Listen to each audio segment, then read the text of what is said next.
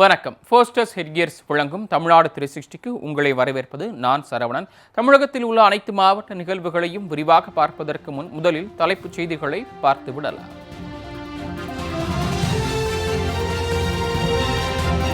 திருத்தணி அரசு பொது மருத்துவமனை வளாகத்தில் மருத்துவ கழிவுகள் எரிக்கப்படும் விவகாரம்.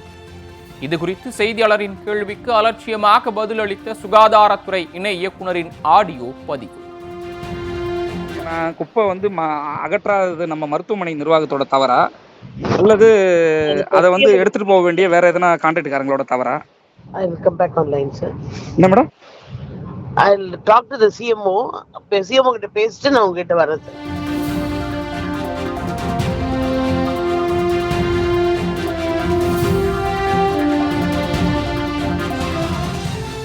ராமநாதபுரத்தில் நடைபெற்று வரும் 7வது புத்தக திருவிழா. போதிய விளம்பரம் செய்யப்படாததால் மக்கள் கூட்டமின்றி வெறிச்சோடி காணப்படும் பரிதாபம்.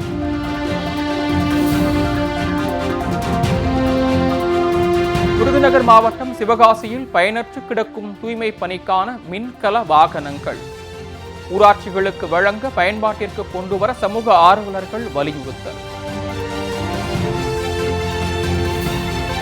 தருமபுரி மாவட்டம் பாப்பிரெட்டிப்பட்டி அருகே குடியிருப்பு பகுதிகளை முறைகேடாக பத்திரப்பதிவு செய்ததாக புகார். தங்கள் பெயருக்கு மாற்றி தரும்படி பாதிக்கப்பட்டவர்கள் ஆட்சியரிடம் மனு.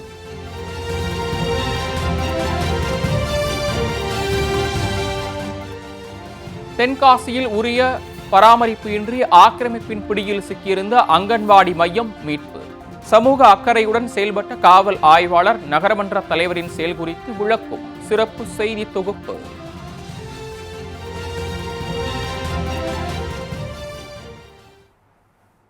இனி விரிவான செய்திகளை பார்க்கலாம். திருத்தணி அரசு பொது மருத்துவமனை வளாகத்தில் மருத்துவ கழிவுகள் எரிக்கப்படுவது குறித்தும் மருத்துவ கழிவுகளை கால்நடைகள் உண்பது குறித்தும் கேட்கப்பட்ட கேள்விக்கு சுகாதாரத்துறை இணை இயக்குநர் அலட்சியமாக பதிலளித்துள்ளார். திருவள்ளூர் மாவட்டம் திருத்தணி நகராட்சியில் அரசு தலைமை மருத்துவமனையில் நாள்தோறும் 500க்கும் மேற்பட்டோர் சிகிச்சை பெற்று வருகின்றனர்.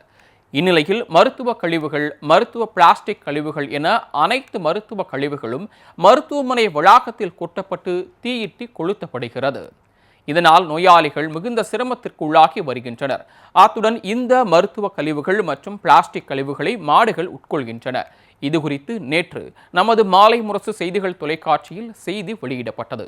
இந்நிலையில் செய்தி வெளியிடுவதோடு நின்றுவிடாமல் மக்கள் பணி ஆற்றி வரும் மாலை முரசு தொலைக்காட்சியின் திருத்தணி செய்தியாளர் இதுகுறித்து திருவள்ளூர் மாவட்ட சுகாதாரத்துறை இணை இயக்குனர் மருத்துவர் அம்பிகாவை தொலைபேசியில் தொடர்பு கொண்டு கேட்டுள்ளார். அதற்கு அவர் அளித்த விளக்கத்தை தற்போது நீங்களே கேளுங்கள். ஏன்னா குப்பை அகற்றாதது நம்ம மருத்துவமனை நிர்வாகத்தோட தவறா, அல்லது அதை எடுத்துட்டு போக வேண்டிய வேற எதனா கான்ட்ராக்ட்காரங்களோட தவறா? I will come back online, sir. என்ன madam? I'll talk to the CMO. CMO கிட்ட பேசிட்டு நான் உங்ககிட்ட வரேன் சார். ஏன்னா அதை எரிக்கிறதுனால பக்கத்துல மருத்துவ கழிவு எரிக்கிறதுனால ஒரே ஸ்மெல் வருது அப்படின்னு சொல்லிட்டு அக்கம் பக்கத்துல பப்ளிக்கும் கம்ப்ளைண்டா இருக்கு. சரிங்க சார், நான் பாக்குறேன் சார், நான் பாக்குறேன். அப்படியா? ஏன்னா இது அந்த நேத்து ஆய்வுக்கு வந்த போதும் இதே மாதிரி தான் நடந்தது. சரி, அதனாலதான் என்ன ஏதுன்னு உங்ககிட்ட கேட்டோம். அதான் சார், நான் ஜாயின்ட் டைரக்டர். அதனாலதான் உங்ககிட்ட கேட்கிறோம். நான் நேரா பார்த்து உங்களுக்கு பேசி சொல்றேன். உங்களுக்கு நான் போட்டோ அனுப்பியிருக்கேன் மேடம், போட்டோ வீடியோ அனுப்பியிருக்கேன் உங்க வாட்ஸ்அப்ல. Thank you very much. ராமநாதபுரத்தில் நடைபெற்று வரும் புத்தக திருவிழா குறித்து போதிய விளம்பரம் செய்யப்படாததால் மக்கள் கூட்டமின்றி வெறிச்சோடி காணப்படுவதாக சமூக ஆர்வலர்கள் புகார் தெரிவித்துள்ளனர். ராமநாதபுரத்தில் மாவட்ட நிர்வாகம் மற்றும் நூலகத்துறை மற்றும் கலை இலக்கிய ஆர்வலர் சங்கம் இணைந்து 7வது புத்தக திருவிழாவை நடத்தி வருகின்றனர். ராமநாதபுரம் ராஜா மேல்நிலைப்பள்ளி மைதானத்தில் கடந்த 21ஆம் தேதி தொடங்கிய புத்தக திருவிழா வரும் 30ஆம் தேதி வரை நடைபெற உள்ளது. இதில் ஏராளமான அரங்குகள் அமைக்கப்பட்டு ஆயிரக்கணக்கான புத்தகங்கள் அடுக்கி வைக்கப்பட்டுள்ளன.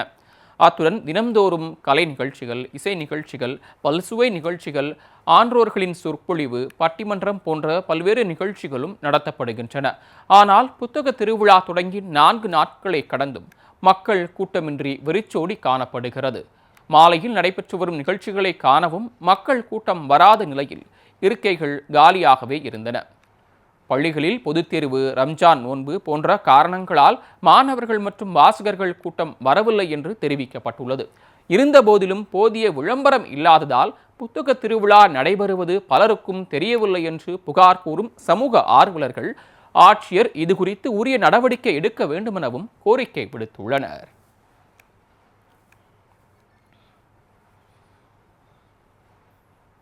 சிவகாசி ஊராட்சி ஒன்றிய அலுவலகத்தில் தூய்மை பணிக்காக வழங்கப்பட்ட மின்கல வாகனங்கள் பயனற்று கிடப்பதாக சமூக ஆர்வலர்கள் புகார் தெரிவித்துள்ளனர். விருதுநகர் மாவட்டம் சிவகாசி ஊராட்சிக்குட்பட்ட கிராமப்புற பகுதிகளில் சுகாதார பணிகளை மேம்படுத்த மத்திய அரசின் மானிய திடக்கழிவு மேலாண்மை திட்டத்தின் கீழ் 2,20,00,000 ரூபாய் மதிப்பீட்டில் மின்கல வாகனங்கள் வழங்கப்பட்டன. இந்த வாகனங்களை அந்தந்த ஊராட்சிகளில் செயல்படுத்த கடந்த 3ஆம் தேதி அமைச்சர் தங்கம் தென்னரசு வழங்கினார். இந்நிலையில் பெரும்பாலான வாகனங்கள் ஊராட்சி நிர்வாகங்களிடம் வழங்கப்படாமல் சிவகாசி ஊராட்சி ஒன்றிய அலுவலக வளாகத்திலேயே நிறுத்தப்பட்டுள்ளதாகவும், இதனால் இந்த வாகனங்கள் மழையில் நனைந்தும் வெயிலில் காய்ந்தும் வீணாகி வருவதாக சமூக ஆர்வலர்கள் புகார் தெரிவிக்கின்றனர். எனவே மின்கல வாகனங்களை அந்தந்த ஊராட்சிகளுக்கு வழங்கி முறையாக பயன்படுத்த வேண்டும் என்று சமூக ஆர்வலர்கள் கோரிக்கை விடுத்துள்ளனர். சிவகாசி ஒன்றியத்தில் உள்ள 54 கிராம பஞ்சாயத்துகளுக்கு சேர்த்து ஒரு 2,20,00,000 ரூபாய் மதிப்பீட்டில் 80 மின்கல வாகனங்கள், குப்பை சேகரிக்கும் வாகனங்கள் மாண்புமிகு அமைச்சர் அவர்களால் துவங்கி வைக்கப்பட்டது. அதில் பார்த்திங்கன்னா ஒரு சில வாகனங்கள் தான் வழங்கப்பட்டிருக்கிறத தவிர இன்னும் 40க்கும் மேற்பட்ட வாகனங்கள் வழங்கப்படாமல், முறையாக வழங்கப்படாமல் இன்னமும் ஒன்றிய அலுவலகத்தில் கிட்டத்தட்ட அது ஏதோ ஒரு லாக்கரில் வச்சு பூட்டி வச்ச மாதிரி இருந்துகிட்டே இருக்குது. அரசாங்கத்தால் வழங்கப்பட்ட முறையாக மக்களுக்கு வழங்கப்படாமல் அது பயன்பாடற்று கிடக்குங்கல. இது என்ன செய்ய போகிறாங்க, என்ன காரணம், ஏன் இப்படி இருக்கிறாங்க? அதிகாரிகளுடைய மெத்தனமா, இல்லை வேற யாருடைய மெத்தனமா, இல்லை வேற எதுவும் இல்லை பிரச்சனை இருக்கா? ஒன்றுமே புரியலைங்க. பாப்பிரெட்டிப்பட்டி அருகே முறைகேடாக குடியிருப்பு பகுதிகளை பத்திரப்பதிவு செய்ததாக கூறி குடியிருப்பு வாசிகள் மாவட்ட ஆட்சியரிடம் புகார் மனு அளித்தனர். தருமபுரி மாவட்டம் பாப்பிரெட்டிப்பட்டி அருகே உள்ள துறிஞ்சிப்பட்டி பகுதியில் 1000க்கும் மேற்பட்ட பொதுமக்கள் வசித்து வருகின்றனர். இப்பகுதியில் உள்ள போயர் தெருவில் நூற்றுக்கணக்கான மக்கள் கடந்த 50 ஆண்டுகளாக வசித்து வருகின்றனர். இந்த நிலையில் இங்கு குடியிருக்கும் பூஜ்ய மதிப்பிலான பகுதிகளை அதே பகுதியை சேர்ந்த சேகர் என்பவர் பெயரில் பாப்பிரெட்டிப்பட்டி சார் பதிவாளர் அலுவலகத்தில் முறைகேடாக பத்திரப்பதிவு செய்யப்பட்டுள்ளதாக அப்பகுதி மக்கள் புகார் தெரிவிக்கின்றனர். எனவே அந்த இடத்தை முறைகேடாக பதிவு செய்யப்பட்ட பத்திரத்தை ரத்து செய்துவிட்டு 50 ஆண்டுகளுக்கும் மேலாக குடியிருக்கும் மக்கள் பெயருக்கும் பத்திரப்பதிவு செய்ய வேண்டும் என கோரி அப்பகுதி மக்கள் மாவட்ட ஆட்சியரிடம் மனு அளித்தனர். எல்லாம் 20 பேர் சீட்டு 80 லட்சம் ரூபாய் எங்கள் அம்மா வாங்கி கொடுப்பாங்க. அவங்க 10 சீட்டு, எங்கள் கலெக்ஷன் பண்ண எங்கள் சொந்த பந்தம் ஒரு 10-20 பேர், அதெல்லாம் சேர்த்து தான் நான் இவ்வளோ அமௌண்ட்டு நான் கட்டி அந்த அம்மாட்ட நான் கொடுத்தேன். 2024 பாதி சீட்டு காசு கொடுக்குறேன்னு சொன்னவொன்னே அந்த பாதி சீட்டை நான் கட்டத்தை நிறுத்திட்டேன். பில்டிங் சேல்ஸ் ஆகுது 1.5 கோடிக்கு சொல்லி வாங்கி கொடுக்குறேன்னு சொன்னாங்க. அப்பயும் நாங்கள் பில்டிங் சேல்ஸ் ஆகிடுச்சு. கேட்டதுக்கு உனக்கு ஒருத்தியாக கொடுத்தா போதுமா, எல்லாத்துக்கும் கொடுக்க வேண்டியமா அப்படின்னு சொல்லிட்டாங்க. எங்கள் சீட்டு பணம் கொடுக்கணுங்கய்யா. நாங்கள் மனு கலெக்டருக்கு கொடுத்துட்ருக்கோம். இன்றைக்கி கொடுத்தோம். அதுக்காக கலெக்டர் தான் எங்களுக்கு ஹெல்ப் பண்ணி, எங்களுக்கு முஸ்லீம்ஸுங்க ஐயா, நாங்களும் ஏழைங்க, எங்களுக்கு கூலி வேலை செஞ்சு இந்த பணம் கொடுக்குறது எங்களுக்கு ஹெல்ப் பண்ணி இந்த பணம் ரொம்ப தாழ்மையாக வருத்தத்தோட ரொம்ப விஷயத்தோட ரொம்ப கொடுக்குறோம். இந்த பணம் எங்களுக்கு ஹெல்ப் பண்ணுங்கள். எல்லாமே கஷ்டப்படுறோம். பசங்கள்லாம் இரும்பு தூக்கறலாம் கஷ்டப்பட்டு இந்த காசு கொடுக்குறது ஐயா, ரொம்ப ஹெல்ப் பண்ணுங்கள். இந்த பணம் கொடைக்கானலில் கோடை விழாவிற்கு முன்பாக போக்குவரத்து சிக்னல் விளக்குகள் மற்றும் சிசிடிவி கேமராக்களை சீரமைக்க வேண்டும் என்று சமூக ஆர்வலர்கள் கோரிக்கை விடுத்துள்ளனர்.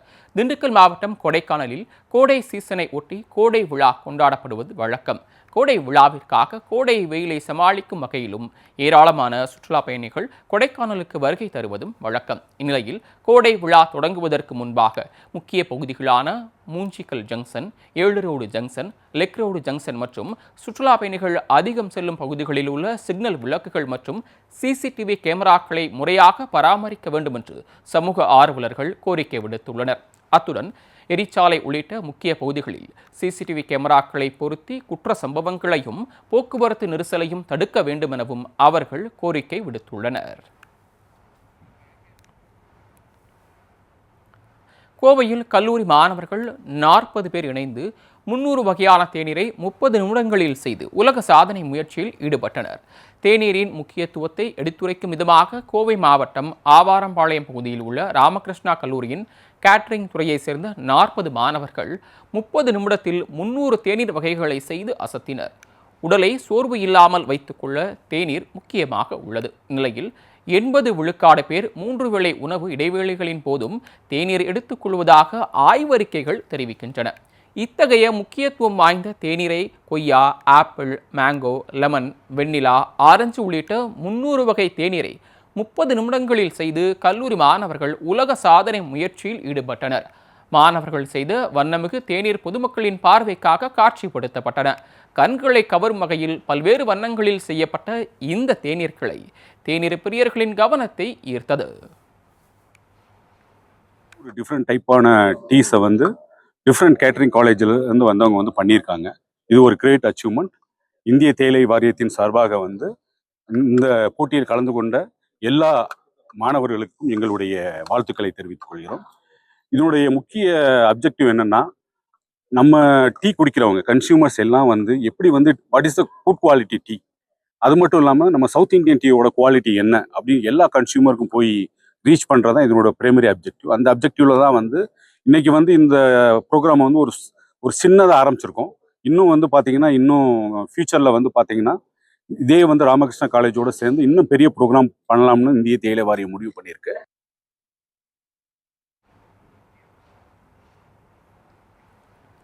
உயிரிழந்த ஜல்லிக்கட்டு காளை பெரிய கருப்பன் உடலுக்கு மாடுபிடி வீரர்கள் அஞ்சலி செலுத்தினர். திருச்சி மாவட்டம் சமயபுரம் அருகே உள்ள ஈச்சம்பட்டி பகுதியைச் சேர்ந்த ஆல்பர்ட் ஆட்டோ ஓட்டுநராக பணியாற்றி வருகிறார். இவர் குடும்ப உறுப்பினர்களைப் போலவே ஜல்லிக்கட்டுக்கான அந்த காளைகளையும் வளர்த்து வருகிறார்.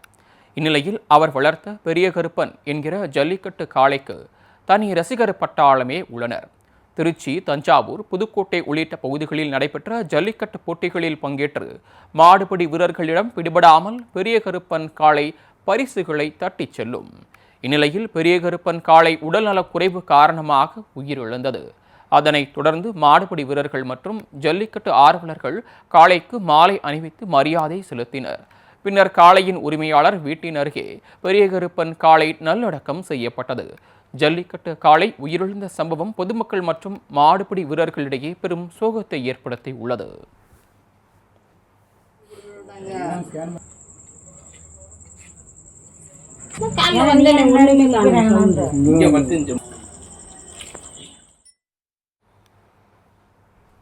கள்ளக்குறிச்சி அருகே விவசாயிகளுக்கு 2 லட்சம் ரூபாய் மதிப்பிலான 10,000 பப்பாளி கன்றுகளை மாவட்ட ஆட்சியர் வழங்கினார். கள்ளக்குறிச்சி மாவட்டம் தியாகதுருகம் வட்டார வேளாண்மை விரிவாக்க மையத்தில் வளமிகு வட்டார வளர்ச்சி திட்டத்தின் கீழ் பப்பாளி கன்றுகள் வழங்கும் விழா நடைபெற்றது. இவ்விழாவில் மாவட்ட ஆட்சியர் பிரசாந்த் கலந்து கொண்டு 2 லட்சம் ரூபாய் மதிப்பிலான பப்பாளி கன்றுகளை விவசாயிகளுக்கு வழங்கினார்.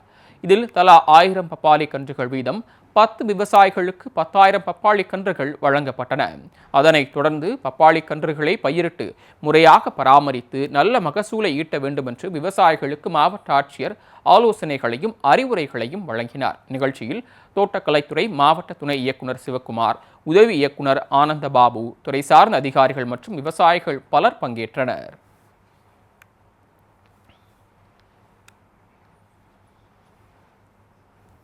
சேலம் ஆட்சியர் அலுவலகத்தில் குரங்குகளின் அட்டகாசம் அதிகரித்துள்ளதால் அரசு அலுவலர்கள் மற்றும் அங்கு வரும் மக்கள் அச்சமடைந்துள்ளனர். சேலம் மாவட்ட ஆட்சியர் அலுவலகத்தில் வருவாய்த்துறை, பள்ளி கல்வித்துறை, மாற்றுத்திறனாளிகள் நலத்துறை, சமூக நலத்துறை உள்ளிட்ட 50க்கும் மேற்பட்ட அரசு துறை அலுவலகங்கள் செயல்பட்டு வருகின்றன. இதனால் பல்வேறு அலுவல்கள் காரணமாக நாள்தோறும் 1000க்கும் மேற்பட்ட பொதுமக்கள் வந்து செல்கின்றனர். இந்நிலையில் பொதுமக்களை போன்றே குரங்குகளும் மனு அளிக்க வருவது போன்று நாள்தோறும் ஏராளமான குரங்குகள் அங்கு வந்து செல்கின்றன. உணவு மற்றும் குடிநீர் தேடி வரும் குரங்குகள் இங்கு வரும் பொதுமக்களின் பைகளை பறித்து செல்வதும் கடிக்க வருவதுமாக அட்டகாசத்தில் ஈடுபட்டு வருகின்றன. இதனால் ஆட்சியர் அலுவலகத்திற்கு வரும் பொதுமக்கள் மிகுந்த இன்னல்களுக்கு ஆளாகி வருகின்றனர். எனவே வனத்துறையினரிடம் இதுகுறித்து புகார் அளித்தும் குரங்குகளை பிடிக்க நடவடிக்கை எடுக்க வேண்டும் என்று பொதுமக்கள் கோரிக்கை விடுத்துள்ளனர்.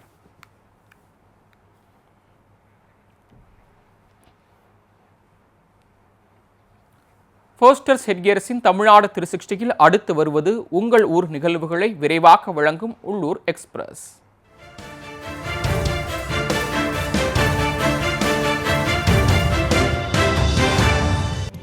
கரூர் மாவட்டம் குளித்தலை அருகே மாரியம்மன் கோயில் திருவிழாவையொட்டி 1000க்கும் மேற்பட்ட பக்தர்கள் பால்குடம் ஏந்தி சென்று நேர்த்திக் கடன் செலுத்தினர்.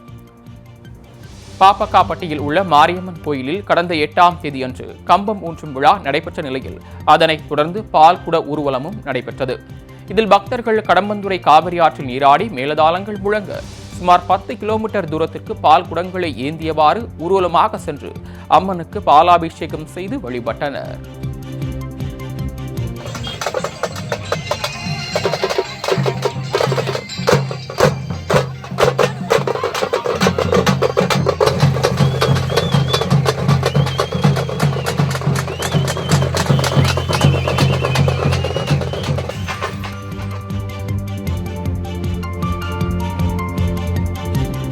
ராமநாதபுரம் மாவட்ட ஆட்சியர் அலுவலகத்தில் உலக காசநோய் ஒழிப்பு தினத்தை முன்னிட்டு மதுரை எய்ம்ஸ் கல்லூரி மாணவர்கள் சார்பாக விழிப்புணர்வு பேரணி நடைபெற்றது. மாவட்ட ஆட்சியர் சிம்ரன்ஜித் சிங் காலோன் தொடங்கி வைத்த இந்த பேரணியில் மதுரை எய்ம்ஸ் கல்லூரி மாணவர்கள் சுட்டெரிக்கும் வெயிலையும் பொருட்படுத்தாமல் குடைபிடித்தவாறு பேரணியாக சென்றனர். மேலும் காசநோய் குறித்த விழிப்புணர்வை ஏற்படுத்தும் விதமாக பதாகைகளை ஏந்தியவாறு சென்று துண்டு பிரசுரங்களை விநியோகித்தனர்.